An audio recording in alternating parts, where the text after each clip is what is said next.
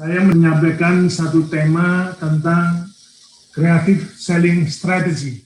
Ini memang teori, karena kalau kita bicara di lapangan, kita melihat bagaimana Bu Leni, bagaimana Pak Kamto, bagaimana Bu Susi, dan banyak leader-leader yang sebetulnya sudah sangat paham bagaimana kita menjual. Memang kita fokus tidak hanya menjual, ya, tapi ada sesuatu yang lain, bahwa bisnis courtier ini, bisnis three-way ini merupakan satu bisnis dengan hati nurani. Jadi sudah dicontohkan Bu Penny bagaimana menjual, tapi juga harus bertanggung jawab terhadap apa yang dijual itu. Karena pada dasarnya di dalam kita menjual ini, kita harus mampu memikat orang agar mereka mau menerima, mendengarkan, serta tertarik pada apa yang kita tawarkan. Kita semua penjual, ya, penjual di tingkat eksekutif. Ya.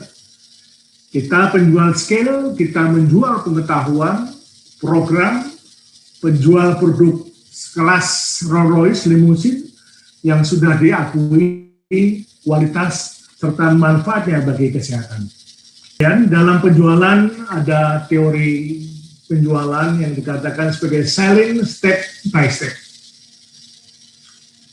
Yang pertama adalah how to sell yourself, kemampuan menjual diri. Menjual diri dalam tanda kutip, ya. Kita bisa menjadi pembuka, ya, pembuka kesuksesan kita dalam menjual. Jadi akan memperkuat mindset kita dalam hubungan dengan business three-way.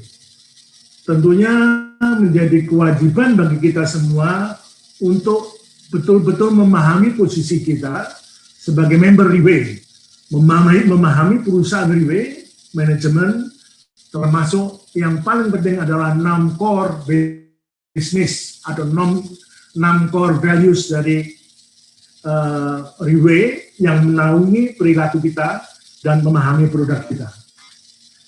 Kemudian setelah itu kita harus mampu menjelaskan perusahaan three-way secara garis besar, how to sell your company.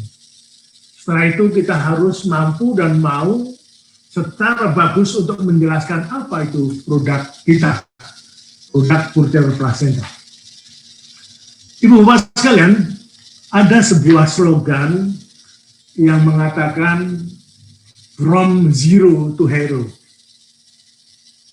Ini kalau kita mampu menjadi sales atau penjual yang keren, ya, yang bagus, yang tahu betul mengenai lapangan, tentunya from zero to hero itu bukan lagi omong kosong. Karena dengan kemampuan menjual kita mampu merubah nasib kita, ya. 180 derajat saja, jangan 360. Kalau 360 kembali ke awal kita. Ya. Kita melihat, ya, banyak leader kita yang sudah menggapai bulan. Banyak contoh itu. Yang hadir tadi ada bulannya only itu menurut saya sudah ada di bulan beliau itu. Nasib berubah 180 derajat. Dan satu hal lagi yang paling penting bahwa mimpi kami, maksud saya, mimpi kita bisa diwujudkan. Dreams coming true katanya. Di dalam menjual produk ini kita sering juga mendengar ada yang gagal menjual. Kenapa kok kita ini gagal menjual? Salah satu penyebab utamanya kegagalan seseorang di dalam menjual ini adalah tidak memiliki strategi yang tepat dalam menjual. Selain strategi, mereka gagal karena tidak memiliki mentor atau leader yang mampu menduplikasikan kesuksesan kepada bawahannya. Tapi kalau di tim kita ini, kita melihat leader-leader yang ada, itu ya alhamdulillah sekali, beliau-beliau itu mau dan mampu, ya, untuk menyampaikan sesuatu dalam konteks kiat sukses mencapai rembulan. Kalau kita melihat ibu-ibu kita yang ada di sini, ada Ibu Susi, kemudian ada Bu Lani, ada Bu Banun yang sudah mulai merangkak menuju ke bulan. Ini beliau-beliau itu sangat, ya, dengan senang hati menyampaikan sesuatu kiat-kiat yang dapat dilakukan untuk kita mampu menjual dengan bagus. Namun tidak kalah pentingnya, penyebab kegagalan utama kita itu adalah karena kita malas belajar. Malas belajar dan tidak memiliki visi yang benar di dalam profesi kita. Nah, dalam konteks malas belajar ini tentunya kita ingatkan, saya tidak segan-segan untuk mengulangi apa yang pernah dikatakan satu orang Jepang tapi warga negara Amerika, Robert Turo Kiyosaki. Dia mengatakan, today you stop learning is today you start dying. Kalau kita berhenti belajar, sama artinya kita sekarat. Oleh karenanya kita jangan pernah berhenti belajar. Usia itu hanya angka, kata Bulani, umur itu hanya angka. Tapi semangat kita, passion kita untuk terus belajar merupakan satu hal yang mutlak harus kita pahami dengan benar. Kemudian di dalam menjual itu ada istilah kita harus mampu berpikir out of the box. Kadang-kadang kita juga bingung, sekarang ini banyak sekali istilah-istilah yang terkadang membingungkan, tapi ini kelihatannya harus dilakoni di era sekarang ini. Sekarang ini era kita adalah era informasi. Yang ada, siapa cepat mendapat informasi, dia akan lebih unggul, ya. Walaupun akhirnya informasi itu juga akan didapat orang lain, tapi itu sudah merupakan residu, ya, sudah merupakan residu. Sebetulnya inti dari berpikir out of the box itu adalah cari cara baru untuk melipat gandakan produktivitas diri. Ada satu contoh bahwa di dalam berpikir out of the box itu kita harus berpikir lateral, bukan linear. Lateral di sini ya memang di luar box itu sendiri. Kalau linear kan kita paham, kalau sekolahan kita dari S1 ekonomi, ya S2-nya mungkin magister manajemen, itu linear gitu. Tapi di lapangan aneh lagi gitu ya. Lulus perbankan tapi kerjanya bukan di bidang itu. Itu satu hal yang biasa-biasa saja di dalam kehidupan manajemen. Kemudian yang paling penting di sini kita juga harus mampu dan mau keluar dari zona nyaman. Keluar dari zona nyaman ini merupakan trademark dari kondisi di era perubahan ini. Karena konon katanya yang abadi di dalam perubahan itu ya perubahan itu sendiri gitu. Kemudian kita juga jangan segan-segan untuk meninggalkan keraguan. Kita tidak boleh ragu gitu di dalam melakukan bisnis kita, nggak boleh ragu-ragu.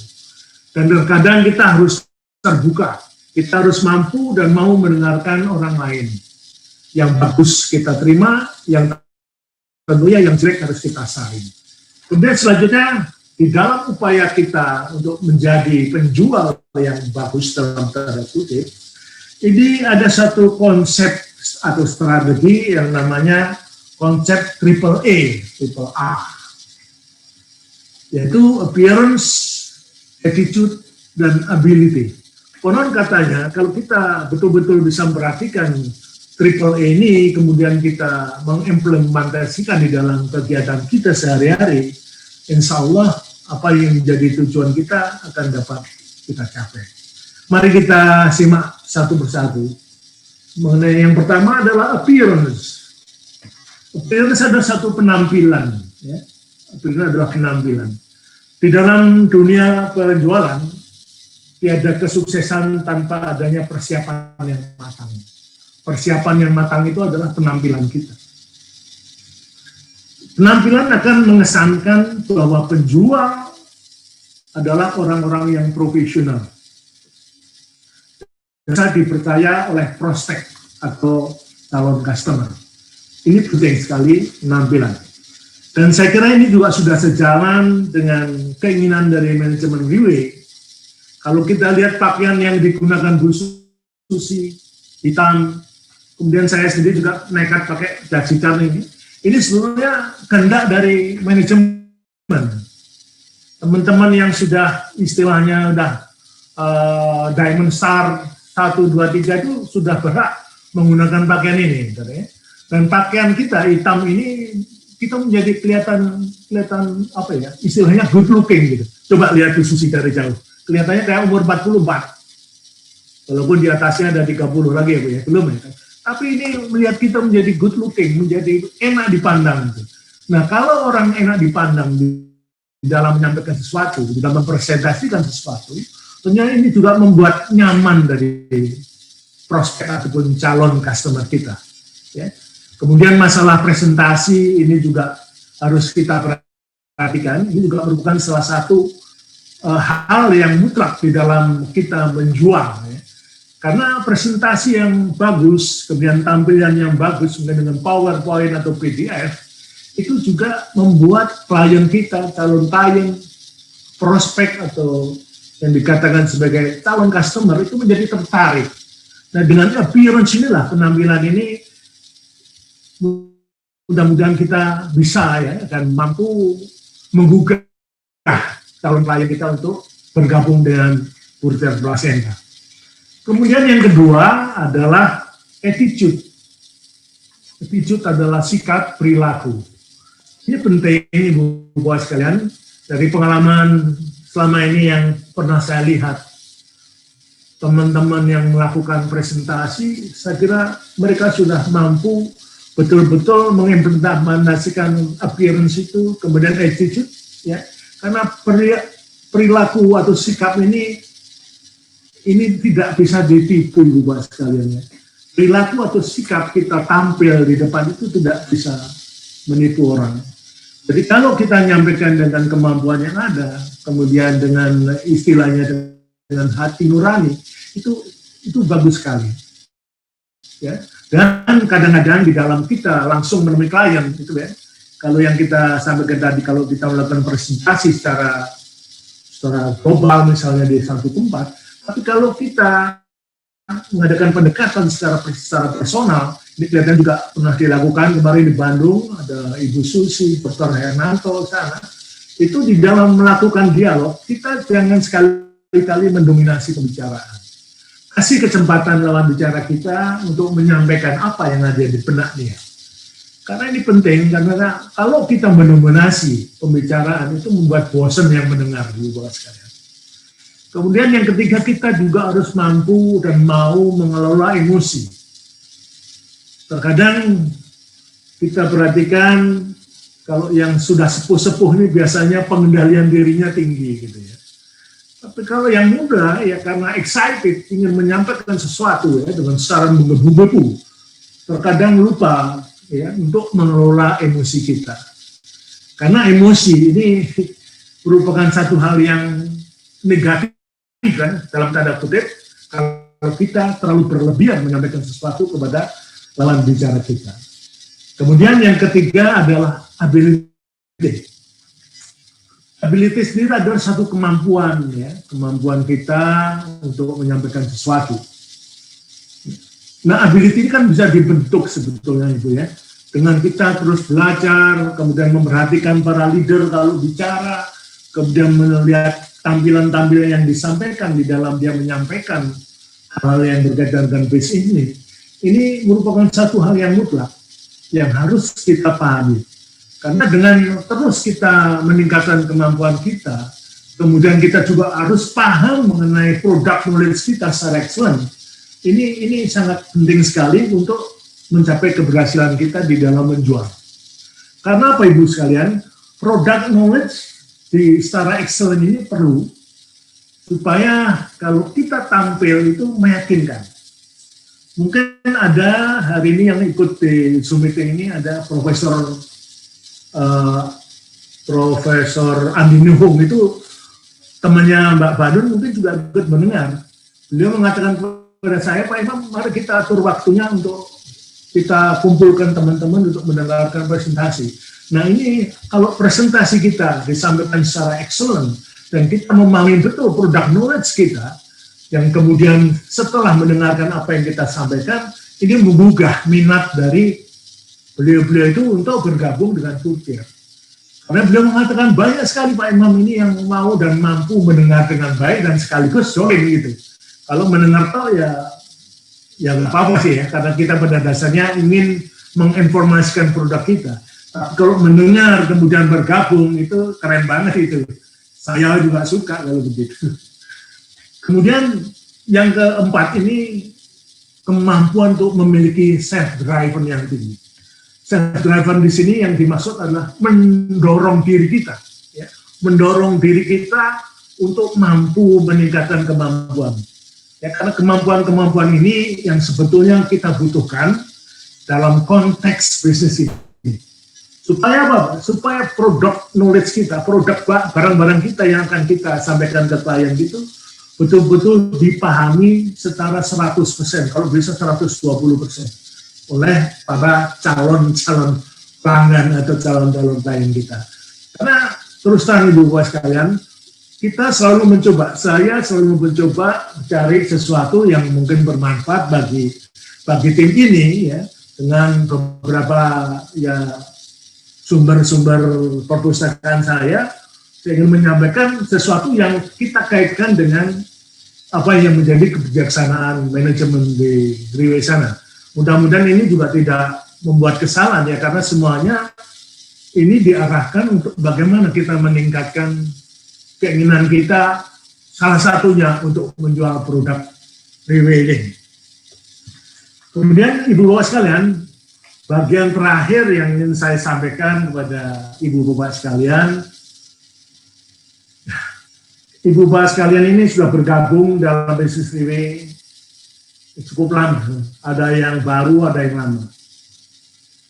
Bisnis ini betul-betul menjanjikan ya, baik untuk kesehatan fisik maupun kesehatan finansial. Apalagi kita mempunyai leader dan manajemen yang tidak pelit, ya, tidak pelit untuk berbagi pengalaman dan kiat suksesnya. Oleh karenanya, dengan senantiasa menimba ilmu dari para leader dan manajemen, terus kita asah appearance, attitude, dan ability kita, insya Allah sukses akan menyertai kita. Menutup apa yang saya sampaikan, saya mengutip kalimat dari Bill Gates. If you are born poor, it's not your mistake. Jadi kalau kita ini lahir miskin, itu bukan kesalahan kita, katanya. But if you die poor, it is your mistake. Tapi kalau kita mati miskin, itu adalah kesalahan kita sendiri. Oleh karenanya, untuk tidak mati miskin, mari bergabung dengan bisnis Riwe. Demikian Ibu Bapak sekalian, sekilas saya sampaikan tentang masalah yang berkaitan dengan creative selling dan strategi.